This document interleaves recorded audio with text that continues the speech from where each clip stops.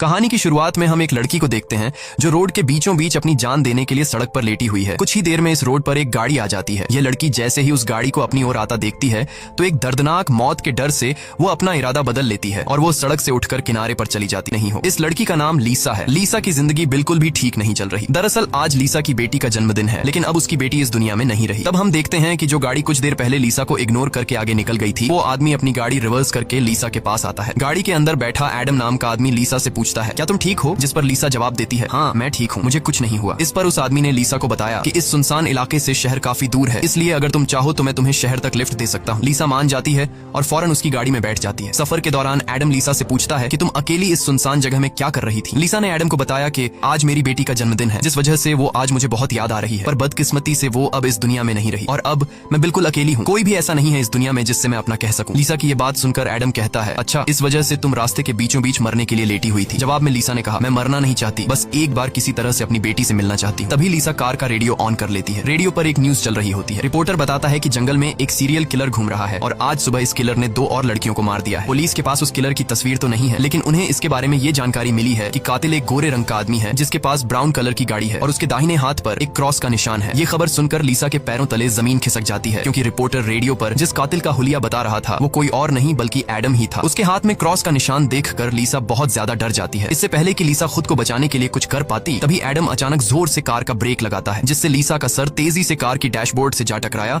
और लीसा बेहोश हो गई। कुछ देर बाद जब लीसा की आंखें खुली तब उसने खुद को एक अजीब से बंकर में कैद पाया, जो चारों ओर से लोहे की मजबूत दीवारों से बना हुआ था। लीसा खुद को इस बंद जगह में कैद पाकर बहुत ज्यादा घबरा जाती है और मदद के लिए चिल्लाने लगती है। तभी अचानक उस चेंबर का दरवाजा खुला। लीसा ने देखा कि दरवाजे के दूसरी ओर एक सुरंग है। उस सुरंग के एंड से रोशनी नजर आ रही थी। लीसा को समझ आया कि अगर इस जगह से बाहर निकलना है तो इस सुरंग से होकर निकलना पड़ेगा। लीसा खुश हो जाती है कि उसे बाहर निकलने का रास्ता मिल गया है, लेकिन जैसे ही वो सुरंग के अंदर चली गई तभी अचानक उसके पीछे उस चेंबर का दरवाजा अपने आप बंद हो गया। ये देखकर लीसा की सांस रुक गई और अब उसे समझ आया कि वो पहले से भी ज्यादा खतरनाक जगह में फंस गई है। तभी अचानक लीसा के हाथ में बंधे ब्रेसलेट में अलार्म बजने लगा और 11 मिनट का टाइमर सेट हुआ। ये देखकर लीसा समझ गई कि मुझे 11 मिनट में यहाँ से निकलना होगा, नहीं तो मैं हमेशा के लिए यहाँ पर बंद रह जाऊंगी। इसीलिए लीसा अपने हाथों और पैरों के बल रेंगती हुई जल्दी से उस रोशनी की तरफ बढ़ने लगी। लेकिन जैसे ही वो उस रोशनी के करीब होती जा रही थी तभी अचानक उस सुरंग का आगे का दरवाजा धीरे धीरे बंद होने लगा। ये देखकर लीसा और तेजी से आगे बढ़ने लगी, लेकिन जब वो उस दरवाजे के पास पहुंची तो वो दरवाजा पूरी तरह से बंद हो चुका था। लीसा को कुछ समझ नहीं आ रहा था कि अब यहाँ से कैसे निकला जाए। वो चीख चीख कर रोने लगी। तभी उसकी नजर उस दरवाजे के बगल से जा रही एक दूसरी सुरंग पर पड़ी, लेकिन वो रास्ता बहुत ज्यादा तंग था। लीसा को अब कोई और दूसरा रास्ता नजर नहीं आ रहा था, इसलिए लीसा हिम्मत करके किसी तरह सुरंग के अंदर चली गई और काफी मुश्किलों के बाद वह उस रास्ते को पार कर लेती है और आगे बढ़ते हुए एक ऐसी जगह पर पहुंच जाती है जहाँ एक प्लेटफॉर्म की तरह 2 रास्ते बने हुए थे। एक रास्ता ऊपर से जा रहा था और दूसरा रास्ता नीचे से। लीसा को कुछ समझ नहीं आया और वो ऊपर के रास्ते को चुनती हुई घुटनों के बल आगे बढ़ने लगी, लेकिन थोड़ा आगे जाते ही नीचे का फ्लोर ऊपर उठने लगा। अगर वक्त रहते लीसा वहां से नहीं निकल पाई तो नीचे का रास्ता उसे ऊपर चिपकाकर मार देगा। लीसा डर के मारे तेजी से आगे बढ़ने लगी। वो उस जगह के बीच बस पिसने ही वाली थी कि तभी इस सुरंग के एंड तक उसका हाथ पहुंच जाता है और जैसे ही वो रास्ता पूरी तरह से बंद होने वाला था, लीसा अपनी जान बचाकर वहां से निकलने में कामयाब हो जाती है। खुद को कुचलने से बचाकर वो एक सुकून की सांस लेती है, लेकिन उसे पता नहीं था कि अब उसके लिए मुश्किलें और भी बढ़ने वाली हैं, क्योंकि आगे का रास्ता और भी ज्यादा खतरनाक है। तभी उसके घड़ी में अलार्म बज उठा। ये अलार्म बता रहा था कि आधा समय बीत चुका है और अब उसके पास सिर्फ 5 मिनट बाकी है। इसीलिए वो अब फिर से आगे बढ़ने लगी। जहाँ उसे थोड़ी दूर जाते ही रास्ते में कोई इंसान लेटा हुआ दिखाई दिया। लीसा जब उसके करीब आई तो उसने देखा कि वो कोई जिंदा इंसान नहीं बल्कि एक जली हुई डेड बॉडी है, जिसकी हालत बहुत खराब है। उस लाश के हाथ पर भी वैसी ही घड़ी बंधी हुई थी जैसी लीसा के हाथों पर बंधी थी। लीसा को समझ आ गया कि ये इंसान भी मेरी तरह इस सुरंग से निकलने की कोशिश कर रहा था, लेकिन वो यहाँ से निकलने में कामयाब नहीं हो सका और मारा गया। मतलब यहाँ से निकलना इम्पॉसिबल है। इस डेड बॉडी को देखकर लीसा की यहाँ से निकलने की बची कुची उम्मीद भी टूट गई, लेकिन उसने किसी तरह हिम्मत जुटाई और इस डेड बॉडी को साइड पर करके आगे बढ़ने लगी। जब वो घड़ी की तरफ देखती है तो उसके पास सिर्फ 2 मिनट का टाइम बचा हुआ था, इसीलिए वो और तेजी से आगे बढ़ने लगी। तभी अचानक एक मजबूत लोहे की सलाखों ने आकर उसका रास्ता रोक दिया। साथ ही उस सुरंग की दीवारों में से ढेर सारे हीटिंग पाइप निकलकर बाहर आने लगे और उस जगह को गर्म करने लगे। ये देख लीसा पूरी तरह से घबरा गई। वो समझ गई कि जल्द ही उसकी भी लाश उस जले हुए इंसान की तरह इस सुरंग में पड़ी होगी। उसे आगे क्या करना है कुछ समझ नहीं आ रहा था। तभी उसके पीछे दीवार का एक छोटा सा सेक्शन खुल गया, जिसे देख लीसा पीछे की तरफ रेंगती हुई उसके अंदर घुस गई। अगले ही पल एक कांच के दरवाजे ने इस सेक्शन को पूरी तरह से बंद कर दिया। जैसे ही लीसा के हाथ में बंधी घड़ी में टाइमर 0 पर पहुंचा तभी उन हीटिंग पाइप से आग फुंवारे की तरह निकलने लगी और देखते ही देखते वो पूरी सुरंग सुरंग आग की लपटों में डूब गई। लीसा जिस सेक्शन में बंद थी वह पूरी तरह से सिक्योर था, जिस वजह से उसकी जान बच गई। कुछ देर बाद वो हीटिंग पाइप्स वापस दीवार में चली गई। लीसा जिस सेक्शन में बंद थी उस चेंबर का दरवाजा खुल गया। लीसा ने जो कुछ अभी अपनी आंखों के सामने देखा उस वजह से लीसा उस सेक्शन से बाहर नहीं निकलना चाहती थी, पर उस सेक्शन की दीवार लीसा को बाहर धकेल देती है और पहले की तरह अपने आप सुरंग से जुड़ गई। लीसा जैसे ही वहां से बाहर आई तभी उसकी घड़ी में फिर से 11 मिनट का टाइमर सेट हुआ। वह जैसे ही थोड़ा आगे बढ़ी तभी उस सुरंग का ऊपरी हिस्सा नीचे आने लगा और बिल्कुल उसके साथ आकर चिपक गया। बस इतना गैप बचा कि वो रेंगते हुए यहाँ से आगे निकल सके। लीसा अब पूरी तरह से बेबस हो चुकी थी। वो जोर जोर से रोने लगी। जब उसकी नजर घड़ी पर पड़ी तो वहाँ उसका टाइम खत्म हो रहा था, जिसका मतलब था कि अब से ठीक 11 मिनट बाद फिर से उस सुरंग में आग का सैलाब आएगा और लीसा को राख कर देगा। वो सोचती है कि इतनी बुरी मौत मरने से अच्छा है कि क्यों ना एक बार फिर से वो यहाँ से निकलने की कोशिश करे। इसीलिए वो फिर से हिम्मत करके अपनी जान बचाने के लिए पीठ के बल अपने हाथों के सहारे रेंगते हुए आगे बढ़ने लगी। थोड़ी दूर ऐसे ही रेंगते हुए जाने के बाद वो सुरंग खत्म हो गई और आगे पानी का एक टैंक आ गया। लीसा बहुत ज्यादा थक गई थी और प्यास ने उसका बुरा हाल कर दिया था। वो इसी तरह लेटे हुए हाथों की मदद से पानी पीकर अपनी प्यास बुझा लेती है। जब उसने अपनी घड़ी की तरफ देखा तो अब सिर्फ 8 मिनट रह गए थे। अब पानी के अलावा उसे कोई और दूसरा रास्ता नहीं दिखा, इसलिए वो एक लंबा सांस लेते हुए पानी में ही उतर गई। पानी में उतरने के बाद टैंक काफी बड़ा था। उसे अब समझ नहीं आ रहा था कि किस तरफ जाना है। वो यहाँ वहाँ पानी में निकलने का रास्ता ढूंढने लगी, मगर उसे कोई भी निकलने का रास्ता नहीं मिला। दूसरी तरफ जहाँ से वो इस टैंक में उतरी थी वह रास्ता भी बंद हो चुका था। अब उसकी सांस भी खत्म होने लगी थी। तभी टैंक में से ऊपर की तरफ एक दरवाजा खुल गया। लीसा जल्दी से उस दरवाजे से होते हुए ऊपर निकल आई। बाहर निकलते ही उसने जोर जोर से सांसें ली और आगे का रास्ता तय करने लगी, लेकिन लीसा बहुत ज्यादा थक चुकी थी। आगे बढ़ना उसके लिए बहुत मुश्किल हो रहा था और कुछ ही देर में भारी थकान की वजह से लीसा की बीच रास्ते में ही आंख लग गई। लेकिन तभी लीसा के कानों में किसी के चीखने की आवाज गूंज उठी। वहाँ और भी कोई था जो मदद के लिए पुकार रहा था। उसकी आवाज सुनकर लीसा के अंदर बचने की एक उम्मीद जाग उठी, इसीलिए वो जल्दी से उस आवाज का पीछा करने लगी। अचानक एक जगह उसके ठीक नीचे एक दरवाजा खुला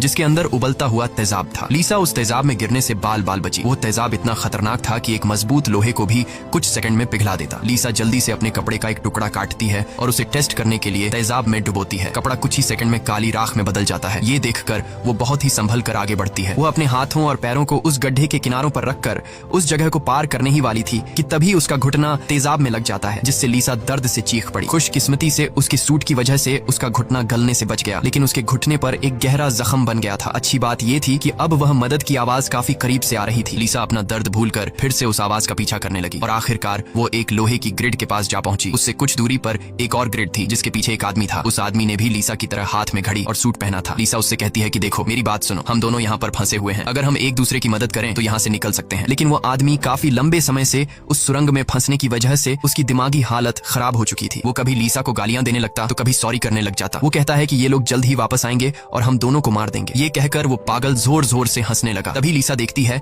कि उसके हाथ में बंधी घड़ी में 60 सेकंड की काउंटिंग शुरू हो गई है। वो हीटिंग पाइप्स दोबारा दीवारों से बाहर निकल आए और इस बार बचने के लिए जो सेक्शन था वो लीसा और उस आदमी के बीचों बीच खुलता है, जिसमें सिर्फ एक ही इंसान के छिपने के लिए जगह थी। अब या तो वो पागल आदमी बचेगा या फिर लीसा। अगले ही पल लीसा और उस पागल आदमी के आगे जो लोहे की ग्रिड थी वह हट गई। ये दोनों तेजी से उस चेंबर की तरफ भागने लगे और दोनों एक साथ चेंबर तक पहुंचे, जिसके बाद ये दोनों एक दूसरे को मारने लगे। उस बीच कभी लीसा उस पागल आदमी को चेंबर से बाहर निकाल देती तो कभी वो पागल आदमी लीसा को बाहर धकेल देता। लेकिन आखिर में जैसे ही वक्त खत्म होने वाला होता है लीसा उस आदमी को लात मारकर चेंबर से बाहर कर देती है। वो आदमी लीसा को पैर से पकड़कर बाहर निकालने की कोशिश करता है। तभी 60 सेकंड खत्म हो गए और उस चेंबर के शीशे के दरवाजे ने उस आदमी का हाथ काट दिया। दर्द से वो आदमी चिल्ला उठा। तभी लीसा की नजर उस आदमी के हाथ पर पड़ी जिस पर क्रॉस का टैटू बना हुआ था। उस टैटू को देखकर लीसा समझ जाती है कि ये आदमी कोई और नहीं बल्कि उसे कार में बेहोश करने वाला सीरियल किलर एडम है। अब लीसा की सारी कंफ्यूजन दूर हो गई। पहले लीसा को लग रहा था कि एडम ने इसे यहाँ कैद करके रखा है, लेकिन उसकी ये सोच गलत थी क्योंकि एडम बेचारा तो अब खुद मौत के मुंह में था। इतने में ही लीसा की घड़ी पर 11 मिनट का वक्त पूरा हो गया और उन हीटिंग पाइप्स से निकलती तेज आग ने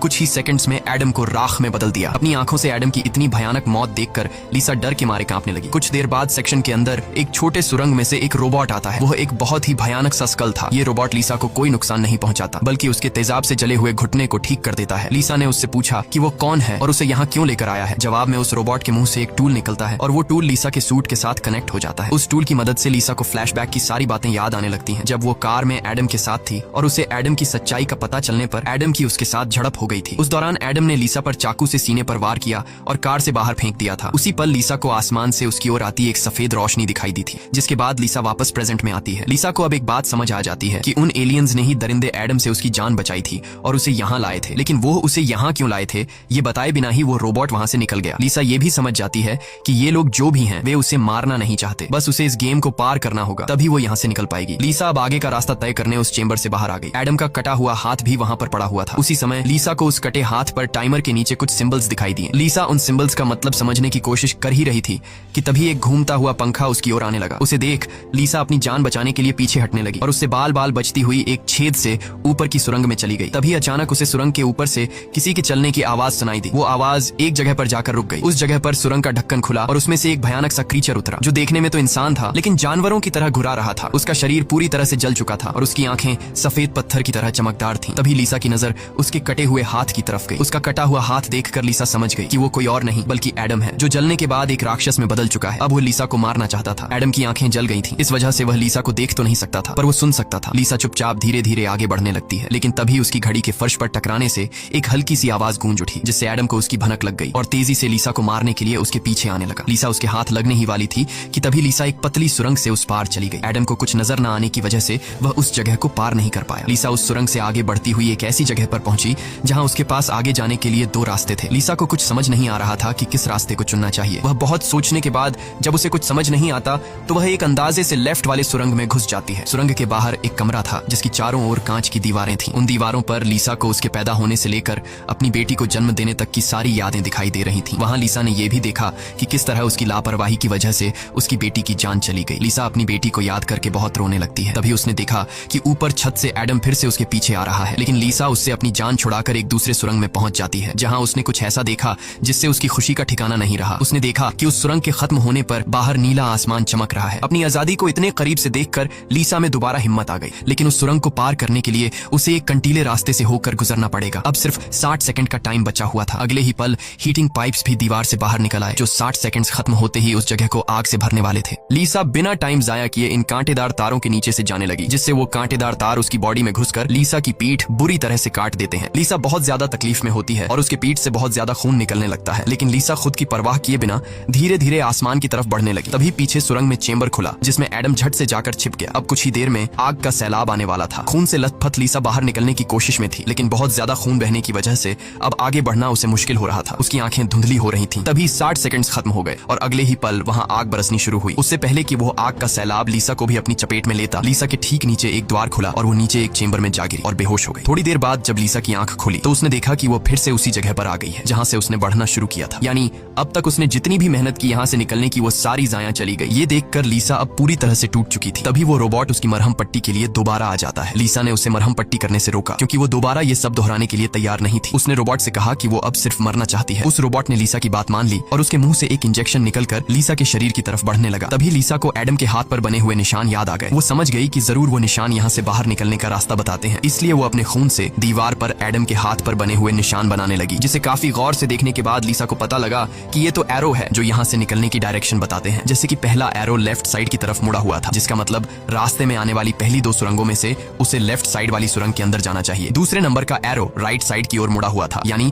पहली सुरंग को पार करने के बाद जब फिर से एक साथ दो सुरंगें आएंगी तब राइट साइड वाली सुरंग के अंदर जाना चाहिए। उसे लगा कि जरूर मेरे हाथ की घड़ी के नीचे भी इसी तरह के सिंबल्स बने होंगे जो यहाँ से बाहर निकलने की डायरेक्शन बताते हैं। ये समझते ही लीसा ने उस रोबोट से उसके जख्मों को ठीक करने को कहा। जख्मों की मरहम पट्टी होते ही वो एक नई उम्मीद के साथ फिर से इन टनल्स में निकल पड़ी। लीसा पहले भी इन सुरंगों से गुजर चुकी थी, इसलिए वह बड़ी आसानी से उन सुरंगों को पार करते हुए आगे बढ़ने लगी और उस तेजाब से भरे गड्ढे के पास जाकर रुक गई। वहां उसने अपनी घड़ी को तेजाब में जलाकर उसे अपनी कलाई से अलग किया। उसकी कलाई पर भी ठीक वैसे ही सिंबल्स थे जैसे एडम के हाथ पर थे, बस उनमें थोड़ी बहुत चेंजिंग थी। लीसा उस जली हुई घड़ी को अपने हाथों में लिए हुए आगे बढ़ने लगी और उस जगह पर पहुंच गई जहां उसने पहली बार इन दो टनल्स में से लेफ्ट वाले टनल को चुना था, लेकिन सिंबल्स के मुताबिक सही सुरंग राइट वाली है। वो जल्दी से राइट वाली सुरंग में चली गई, जहां आगे जाकर उसे दो और सुरंगें मिली जिनमें सही सुरंग लेफ्ट वाली थी। इसी तरह लीसा अपने हाथ पर बने निशान की मदद से हर बार सही रास्ता चुनकर आगे बढ़ रही थी, लेकिन तभी एक बार फिर से एडम उसके पीछे पड़ गया। यहाँ लीसा समझदारी से काम लेते हुए एडम को गुमराह करने के लिए एक सुरंग के अंदर अपनी घड़ी फेंक दी और खुद दूसरी सुरंग में छिपकर बैठ गई। एडम घड़ी की आवाज का पीछा करते करते दूसरी सुरंग में घुस गया। एडम के जाते ही जब लीसा ने अपनी कलाई पर बने सिंबल्स चेक किए तो उसे पता चला कि उसने एडम को जिस सुरंग में भेजा था वही सही सुरंग थी। ये देखकर लीसा बहुत ज्यादा परेशान हो गई। अब लीसा के पास कोई दूसरा रास्ता नहीं था, इसलिए वो धीरे से एडम जिस टनल में था वो भी उस टनल में घुस गई। ये टनल काफी अजीब सा था, ऐसा लग रहा था कि ये टनल जैसे किसी बड़े जानवर का पेट हो। लीसा धीरे धीरे आगे बढ़ने लगी। थोड़ा सा आगे जाकर उसने देखा कि उसकी घड़ी सामने पड़ी हुई है, लेकिन एडम भी वहाँ पर मौजूद है। एडम अब चूंकि देख नहीं सकता था, इसलिए लीसा चुपके से उस घड़ी को उठा लेती है, पर तभी घड़ी में 60 सेकंड्स बचे होने का अलार्म बजने लगा, जिसकी आवाज से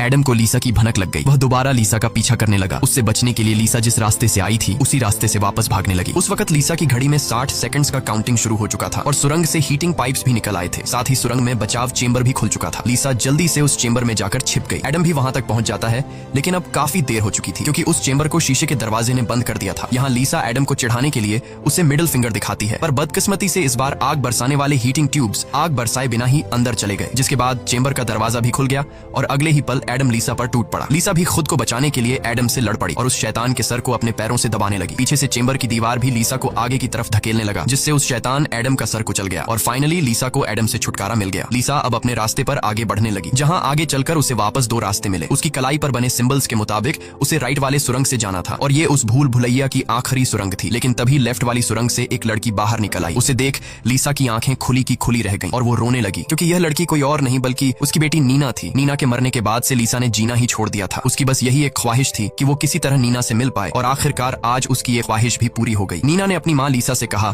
कि अब दोबारा मुझे फिर से अकेला मत छोड़ना, जिस पर लीसा ने जवाब दिया, नहीं बेटा, मैं हमेशा तुम्हारे साथ रहूंगी। जिस पर नीना कहती है, तो फिर आओ मेरे साथ लेफ्ट वाले टनल में चलो। लीसा रोते हुए बोली, नीना, मैं तुम्हें फिर से खोना नहीं चाहती, लेकिन सच तो ये है कि तुम पहले ही मर चुकी हो और मेरी मंजिल दूसरी सुरंग में है। इतना कहकर लीसा वहां से जाने लगी। पीछे से नीना उसे पुकारती रही, लेकिन लीसा दिल पर पत्थर रखकर उस सुरंग से बाहर निकली। बाहर आते ही लीसा फूट फूट कर रोने लगती है। उसके बाद लीसा ने बिना समय गंवाए राइट वाली सुरंग में घुस गई, जहां उसे सुरंग के अंत में खुला आसमान दिख रहा था। वो खुश होकर तेजी से आगे बढ़ने लगी, लेकिन तभी उसके रास्ते में 3 लोहे के ब्लेड्स आ गए जो लगातार तेजी से ऊपर नीचे हो रहे थे, जिन्हें पार करने का मतलब था खुद के टुकड़े करवाना। लेकिन लीसा को हर हाल में यहाँ से निकलना था, इसीलिए उसने गौर किया कि उनमें से पहला ब्लेड हर 4 सेकंड्स में एक बार नीचे आ रहा है। लीसा उसके करीब पहुंची और जैसे ही वो ब्लेड ऊपर गया तो 4 सेकंड्स पूरे होने से पहले झट से उस पार चली गई। उसके बाद वो दूसरे ब्लेड के पास पहुंच जाती है। इसी तरह दूसरा ब्लेड हर 3 सेकंड्स में नीचे आ रहा था। लीसा ने हिम्मत दिखाते हुए उसे भी पार कर लिया, लेकिन लास्ट वाला ब्लेड सिर्फ 2 सेकंड्स में नीचे आ रहा था, जिसे पार करना लीसा के लिए बहुत ही मुश्किल था। पर आजादी की चाहत में लीसा ने उसे भी पार तो कर दिया, लेकिन बदकिस्मती से उसका पैर ब्लेड के बीच आकर कट गया। लीसा का दर्द से बुरा हाल हो गया था, लेकिन लीसा अपने पैर की परवाह किए बिना सुरंग के एंड तक पहुंच जाती है, जहां उसे खुला आसमान नजर आ रहा था। लेकिन जैसे ही उसने अपना हाथ सुरंग से बाहर निकालने के लिए आगे बढ़ाया, उसका हाथ सामने लगाए स्क्रीन पर जा लगा, जहां खुले आसमान का वीडियो चल रहा था। ये देखकर लीसा बहुत ज्यादा मायूस हुई। उसने कहा, मैंने वो सब कुछ किया जो मुझे करने को कहा गया था। उसके बाद वो पागलों की तरह हंसने लगी। तभी सुरंग से हीटिंग पाइप्स निकल आए, क्योंकि अब कुछ देर बाद 11 मिनट का टाइम खत्म होने वाला था। लीसा अब सुकून से मौत का इंतजार करने लगी, लेकिन इस बार वो हीटिंग पाइप्स उसे जलाए बिना ही वापस सुरंग में चली गई। तभी अचानक सुरंग का ऊपर का हिस्सा खुल गया और एक तेज रोशनी लीसा पर पड़ी। लीसा का शरीर अपने आप हवा में उठने लगा